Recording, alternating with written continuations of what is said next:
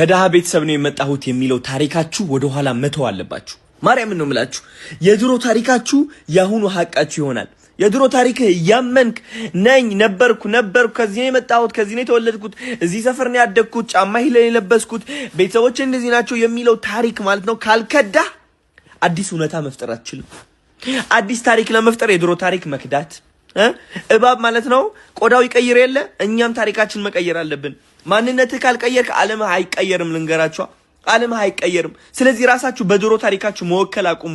አንዳንዶቻችሁ በጣም በብዙ ሰዎች ተተርባችኋል።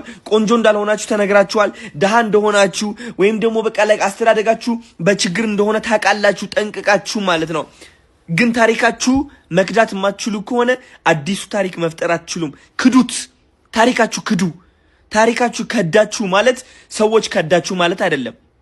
ታሪካችሁ ከዳችሁ ማለት ራሳችሁን ከዳችሁ ማለት አይደለም። የከዳችሁ ታሪኩን ነው። ያ ታሪክ እየጠቀማችሁ ካልሆነ በአጠቃላይ ክዱት። ቆንጆ አይደለሁኝም የሚል ታሪክ ከነበራችሁ ቆንጆ ነኝ የሚል አዲስ ታሪክ መገንባት ይኖርባችኋል።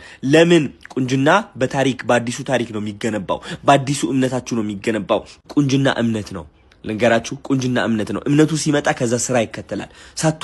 ሳትወዱ ነው የምላችሁ። ሰውነታችሁ በራሱ ይስተካከላል። ስፖርት እንድትሰሩ ይነግራችኋል። ሰውነታችሁ አይምሯችሁ ያሳምናችኋል። ሳትወዱ ወደ ጂም ትገባላችሁ። ሳትወዱ ያ መጀመር ያስፈራችሁ ቢዝነስ ትጀምሩታላችሁ። ለምን? እምነታችሁ አስተካክላችሁታላ። እመኑኝ። ታሪካችሁ ክዱ። የማይጠቅማችሁ ታሪክ የማይጠቅማችሁ እምነት ካለ በአጠቃላይ መክዳትን ተለማመዱ።